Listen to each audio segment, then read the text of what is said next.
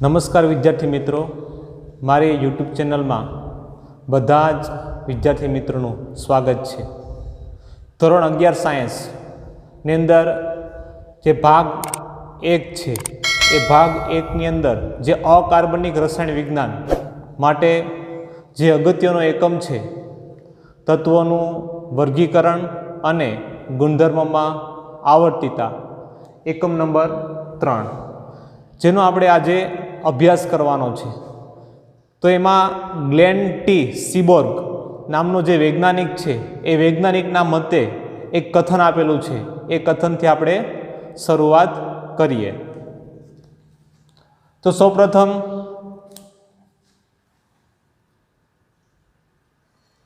આવર્ત કોષ્ટક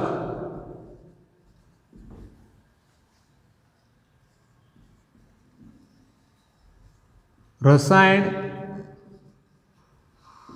વિજ્ઞાનના આવર્ત કોષ્ટક રસાયણ વિજ્ઞાનના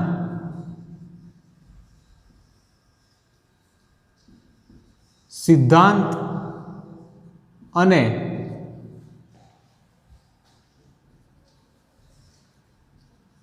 વ્યવહાર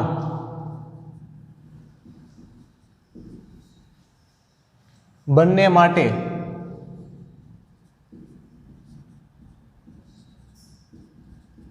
તાર્કિક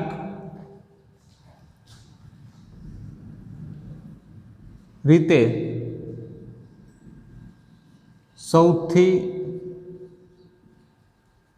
અગત્યની સંકલ્પના છે।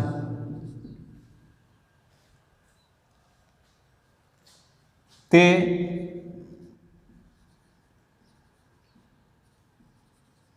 વિદ્યાર્થીને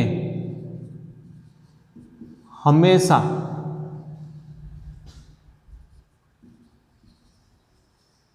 મદદરૂપ થાય તેવું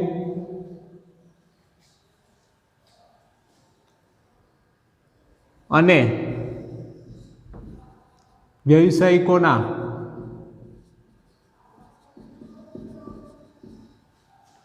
સંશોધન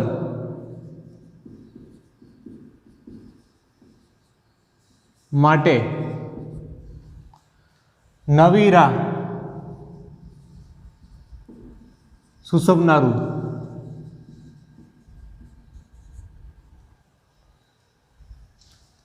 અને સંપૂર્ણ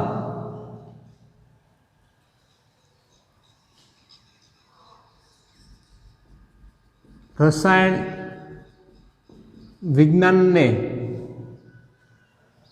સંક્ષિપ્ત સ્વરૂપે રજૂ કરે છે। તેવા રાસાયણિક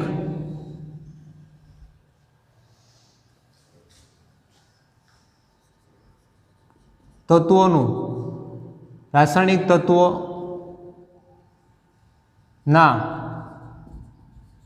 વસ્તુઓનું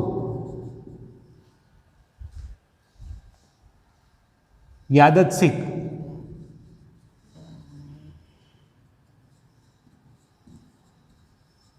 ઝુમખું નથી, તેના બદલે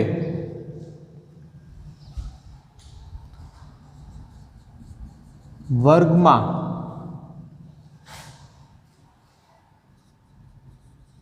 ગોઠવાયેલા અને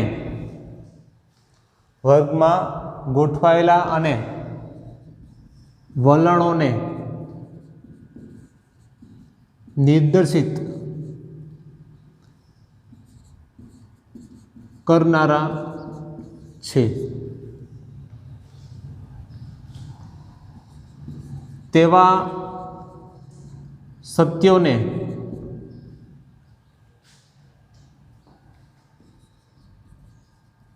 નોંધપાત્ર રીતે નિર્દેશિત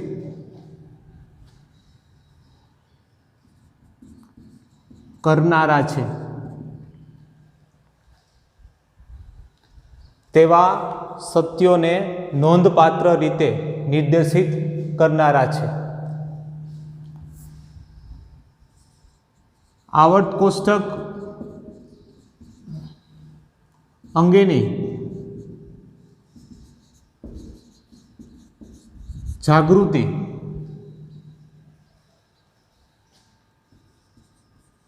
દરેક વ્યક્તિ માટે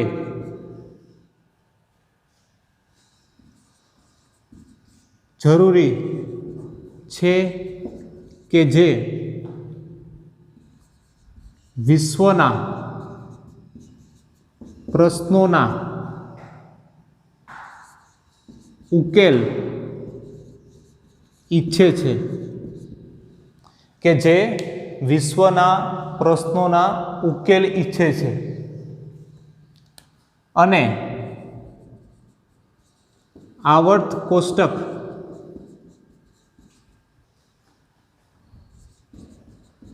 રસાયણ વિજ્ઞાનના પાયાના એકમ એવા રાસાયણિક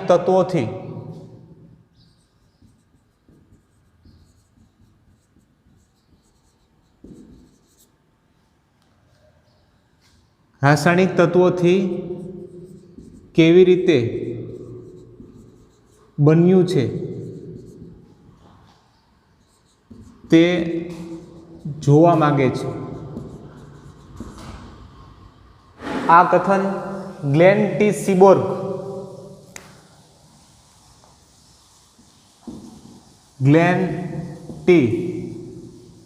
સીબોર્ગ ના મતે આપેલું છે. તો ચાલો આપણે સમજી લઈએ. આવર્ત કોષ્ટક રસાયણ વિજ્ઞાનના સિદ્ધાંત અને વ્યવહાર બંને માટે તાર્કિક રીતે સૌથી અગત્યની સંકલ્પના છે. આવર્ત કોષ્ટક એ રસાયણ વિજ્ઞાનના જે સિદ્ધાંતો છે અને એના જે વ્યવહાર છે એ બંને માટે તાર્કિક રીતે સૌથી અગત્યની સંકલ્પના છે. કેમ કે એના જે સિદ્ધાંતો છે, એના વ્યવહારો છે, એને તર્ક રીતે જો સમજવા હોય તો એના માટે સૌથી અગત્યની સંકલ્પના છે અને તે વિદ્યાર્થીને હંમેશા મદદરૂપ થાય તેવું છે. કેમ કે આ જે આપણું અકાર્બનિક રસાયણ વિજ્ઞાન છે કે જેમાં તત્વોનું વર્ગીકરણ છે, એ વર્ગીકરણ વિદ્યાર્થી માટે હંમેશા અકાર્બનિક રસાયણ વિજ્ઞાનને સમજવા માટે હંમેશા મદદરૂપ થાય તેવું છે અને વ્યવસાયિકોના સંશોધન માટે નવી રાહ સૂચવનારું, જે વ્યવસાયિકોની દ્રષ્ટિએ જે સંશોધન માટે, જે વૈજ્ઞાનિકોના નવા સંશોધન માટે એક નવી રાહ સૂચવનારું છે આવર્ત કોષ્ટક. અને સંપૂર્ણ રસાયણ વિજ્ઞાનને સંક્ષિપ્ત રીતે રજૂ કરનારું છે. આપણું જે સંપૂર્ણ રસાયણ વિજ્ઞાન જે છે એને સંક્ષિપ્ત સ્વરૂપે રજૂ કરે છે. તેવા રાસાયણિક તત્વોના વસ્તુઓનું યાદચ્છિક ઝુમખું નથી. આ જે રાસાયણિક તત્વો જે છે એ કોઈ વસ્તુનું યાદચ્છિક ઝુમખું નથી.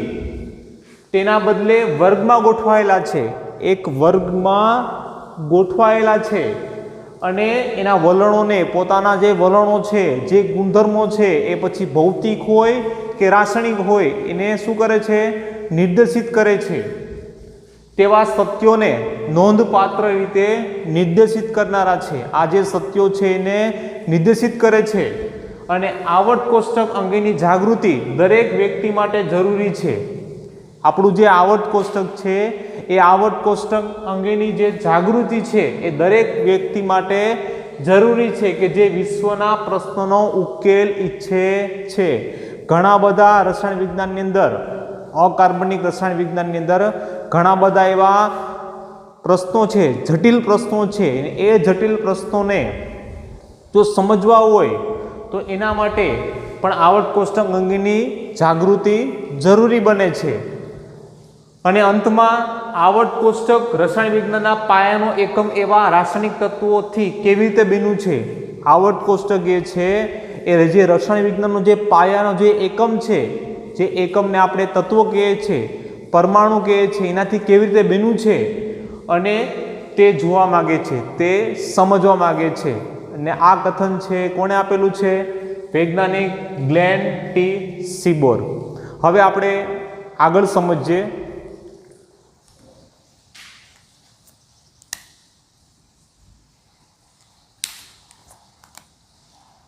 આ એકમમાં હાલમાં આવર્ત કોષ્ટક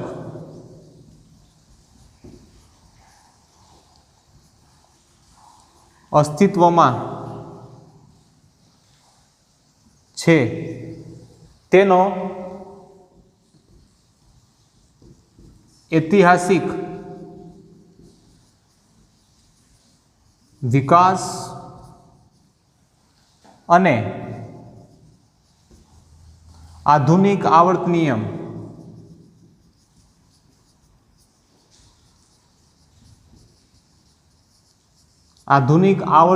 નો અભ્યાસ કરવાનો છે. હાલમાં જે આવર્ત કોષ્ટક અસ્તિત્વમાં છે એ આવર્ત કોષ્ટકનો સૌપ્રથમ આપણે આ એકમની અંદર શું શીખવાનો છે? તો કે ઐતિહાસિક વિકાસ શીખવાનો છે. જો સમજો અહીંયા ઐતિહાસિક જે વિકાસ છે, ઘણા બધા વૈજ્ઞાનિકો ઘણું બધું કહી ગયા છે, જે આપણે વિકાસની અંદર સમજશું. અને એ વૈજ્ઞાનિકો પોતાનો જે અભિપ્રાય છે અહીંયા ઐતિહાસિક વિકાસમાં રજૂ કરે છે. અને ત્યારબાદ આપણે શું શીખવાનું છે? તો કે આધુનિક આવર્ત નિયમ શીખવાનો છે. નેક્સ્ટ, આવર્તી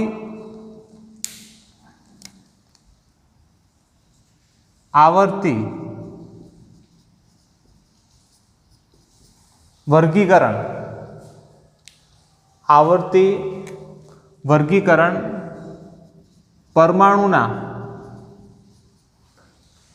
પરમાણુની ઇલેક્ટ્રોન રચનાની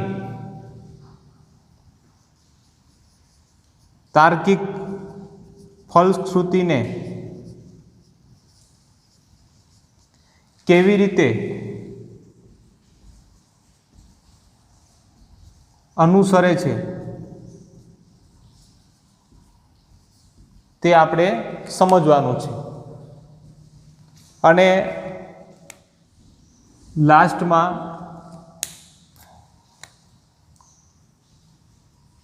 તત્વોના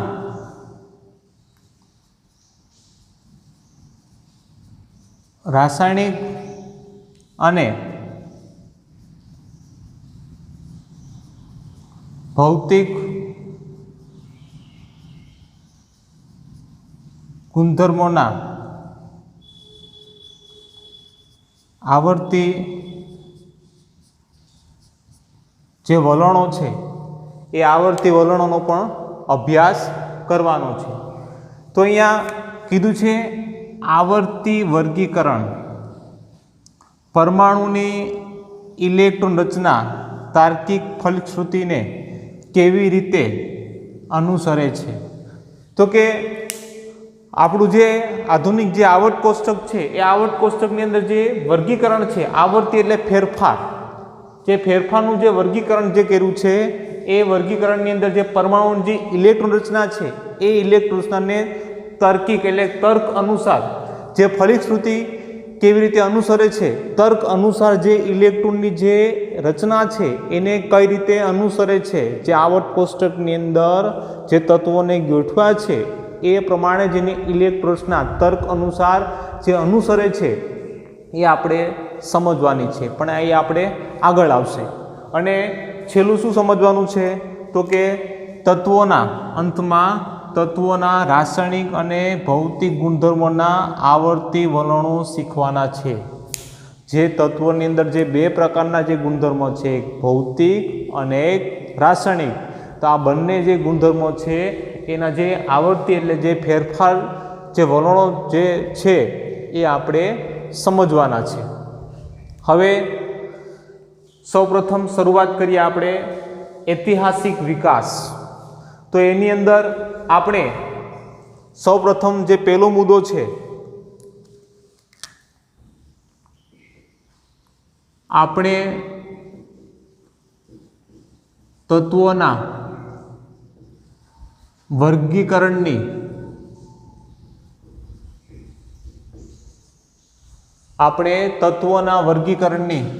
આવશ્યકતા શા માટે જરૂર જણાય. જો સમજો, અહીંયા આપણે શરૂઆત ક્યાંથી કરીએ છીએ? ઐતિહાસિક વિકાસથી. તો એ ઐતિહાસિક વિકાસની અંદર સૌપ્રથમ છે આપણે તત્વોના વર્ગીકરણની આવશ્યકતા શા માટે જરૂર જણાય.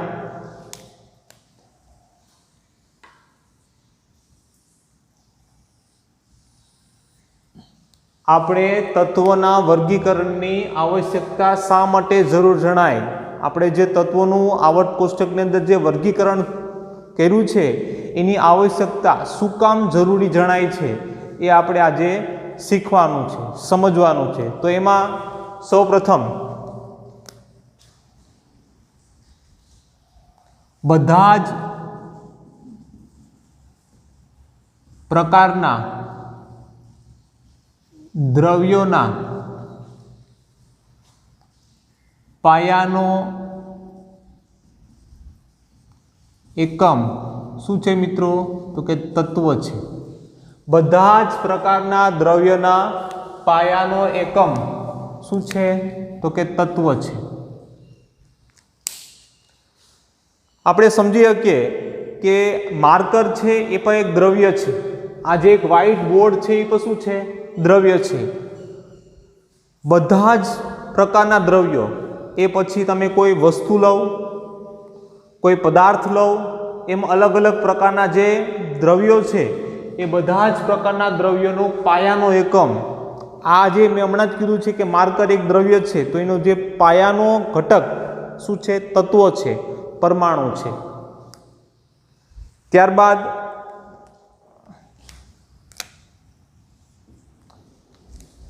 ઈસવીસન 1800માં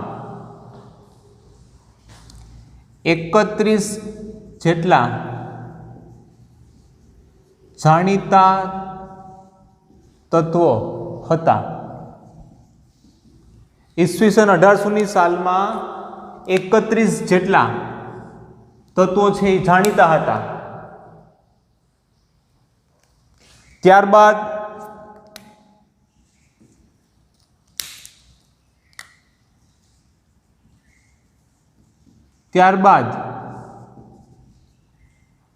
ઈસવીસન 1865 એટલે કે 65 વર્ષ પછી, કેમ કે 1800માં કેટલા તત્વો જાણીતા હતા? 31. તો 65 વર્ષ પછી એટલે કે ઈસવીસન 1865માં તે જાણીતા તત્વોની સંખ્યા બમણી થઈને 63 જેટલી થાય છે. જો સમજો, અહીંયા ઈસવીસન 1865ની અંદર તે જે જાણીતા તત્વો હતા એની સંખ્યા બમણી થઈ, એની સંખ્યા બમણી થઈને 31 જેટલી થાય છે. પછી હાલના સમયમાં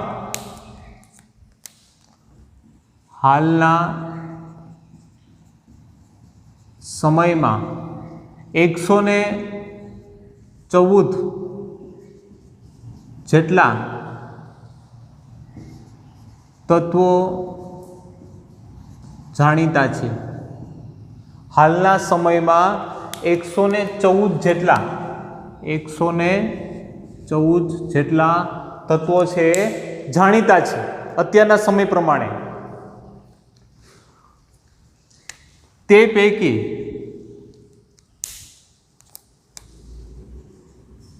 તે પૈકીના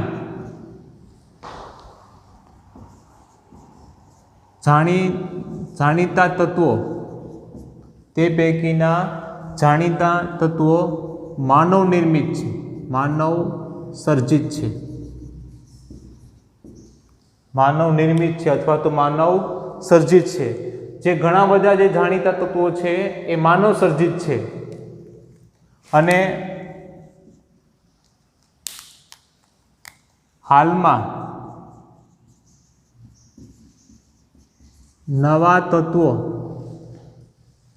નવા તત્વોના સંશ્લેષણ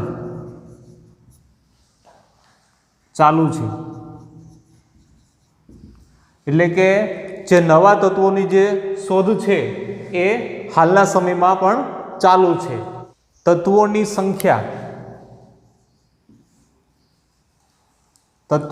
સંખ્યા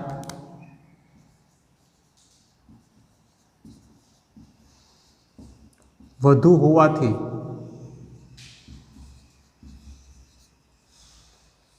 આ બધા તત્વોનો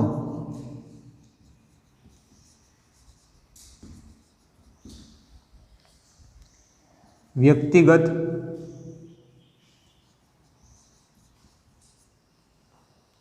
અને તેમના અસંખ્ય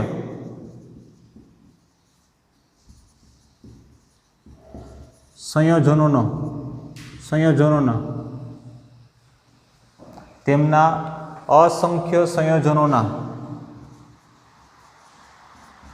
વ્યક્તિગત ગુણધર્મોના અભ્યાસ મુશ્કેલ બને છે. જો સમજો અહીંયા તત્વોની સંખ્યા વધુ હોવાથી, કેમ કે તમે સમજી શકો કે શરૂઆતમાં 31 જેટલા જાણીતા તત્વો હતા, ત્યારબાદ તત્વોની સંખ્યા વધીને 63 થઈ ગઈ અને હાલના સમયમાં 114 જેટલા તત્વો છે. પણ આ 114 જેટલા તત્વો જે છે એ આપણું જે પાઠ્યપુસ્તક જે છપાયેલું છે વખતથી ક્યારના બતાવે છે. પણ હાલના સમયમાં 118 તત્વો જાણીતા છે. એ એક ખાસ નોંધ લેજો. એટલે કે હાલના સમયમાં જે 114 જેટલા જાણીતા તત્વો છે તો તમે સમજી શકો કે 31 થી લઈને ક્યાં સુધી આવી ગયા છે? 114 જેટલા. તો કે તત્વોની સંખ્યા છે કેવી થઈ ગઈ છે? વધુ હોવાથી આ બધા તત્વોનો વ્યક્તિગત અને તેમના અસંખ્ય સંયોજનનો વ્યક્તિગત ગુણધર્મનો અભ્યાસ કરવો કેવો બને છે?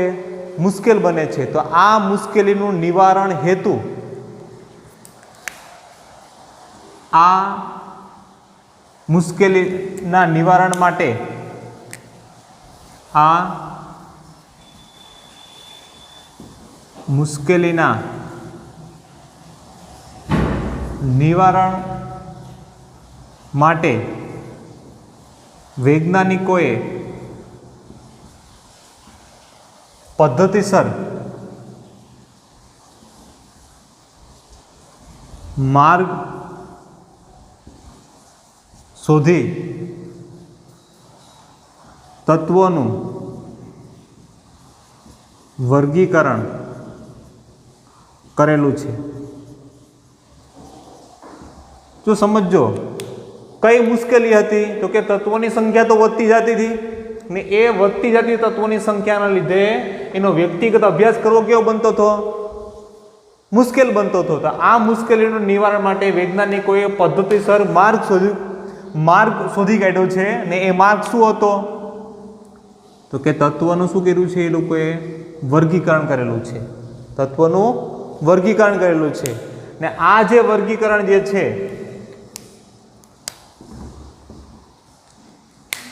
આ વર્ગીકરણ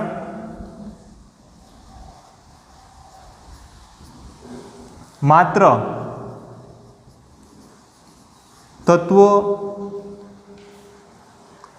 તત્વોના જાણીતા રાસાયણિક સત્યોને જ નહીં પણ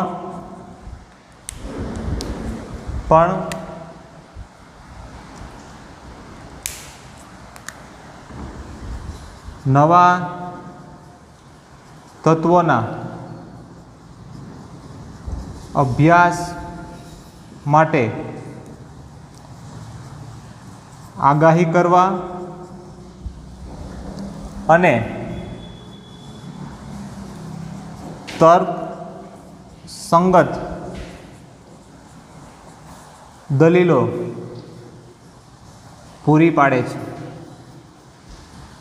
જો સમજો, આ વર્ગીકરણ માત્ર તત્વોના જાણીતા રાસાયણિક સત્યોને જ નહીં, આ વર્ગીકરણ માત્ર તત્વોના જાણીતા રાસાયણિક સત્યોને જ નહીં, એટલે કે જે રાસાયણિક તત્વોનું જે સત્ય છે એના પૂરતી જ વર્ગીકરણ સીમિત નથી, પણ આ વર્ગીકરણ જે છે એ નવા તત્વોના અભ્યાસ માટે અને એની આગાહી કરવા માટે પણ અને તર્ક સંગીત દલીલો પણ પૂરી પાડે છે. જે આગાહી થાય છે એને અનુલક્ષીને જે તર્ક હોય છે, એની જે દલીલો હોય છે એ દલીલો પણ પૂરી પાડે છે. તો હવે આપણે ફરી એકવાર એનું એક રિવિઝન કરી લઈએ. તો કે અહીંયાથી સમજી શકીએ આપણે કે આ એકમની અંદર જે હાલમાં આવર્ત કોષ્ટક જે અસ્તિત્વમાં આવેલું છે એનું શું શીખવાનું છે. સૌપ્રથમ ઐતિહાસિક વિકાસ. તો એ વિકાસની અંદર આપણે સમજી શકીએ સૌપ્રથમ કે આપણે તત્વોના વર્ગીકરણની આવશ્યકતા શા માટે જરૂર જણાય. શું કામ આપણે તત્વોનું વર્ગીકરણની આવશ્યકતા જરૂર જણાય? કારણ કે ઘણા બધા તત્વો છે ને ઘણા બધા તત્વોને સમજવા હોય તો આપણે એનું વર્ગીકરણ કરવું પડે છે.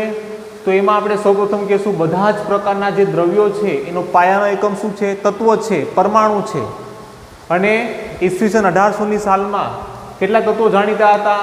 તો કે 31 જેટલા તત્વો જાણીતા હતા. ત્યારબાદ ઈસવીસન 1865માં તે જાણીતા તત્વોની સંખ્યા બમણી થઈને કેટલી થઈ છે? 63 જેટલી થાય છે. અને હાલના સમયમાં 114 જેટલા જાણીતા તત્વો છે. તે પૈકીના જાણીતા તત્વો છે માનવ સર્જિત છે, એટલે કે માનવ નિર્મિત છે, કે જે માનવે શોધેલા છે, માનવે નિર્મિત કરેલા છે. અને હાલમાં પણ નવા તત્વોનું સંશ્લેષણ, હાલમાં પણ નવા તત્વોની શોધ ચાલુ છે. અને તત્વોની સંખ્યા જો વધુ હોવાથી આ બધા તત્વોનો વ્યક્તિગત અને તેમના અસંખ્ય સંયોજનનો વ્યક્તિગત ગુણધર્મોનો અભ્યાસ કરવો કેવો બનતો છે? મુશ્કેલ બને છે. તો આ મુશ્કેલીના નિવારણ માટે વૈજ્ઞાનિકોએ પદ્ધતિસરનો માર્ગ કાઢીને તત્વોનું શું કર્યું છે? વર્ગીકરણ કર્યું છે. પણ એ વર્ગીકરણ માત્ર રાસાયણિક સત્યો માટે જ નથી, રાસાયણિક પ્રક્રિયા માટે જ નથી, પણ આ વર્ગીકરણ કોના માટે પણ લાગુ પડે છે? તો કે નવા તત્વોની જે શોધ થાય છે, નવા તત્વોની જે આગાહી થાય છે, એ આગાહી અનુલક્ષીને એના તર્ક બને છે, એની દલીલો બને છે, એ પણ પૂરી પાડે છે. તો આજનો લેક્ચર આપણે અહીંયા સુધી રાખવાનો છે. બધા જ મિત્રોનો આભાર.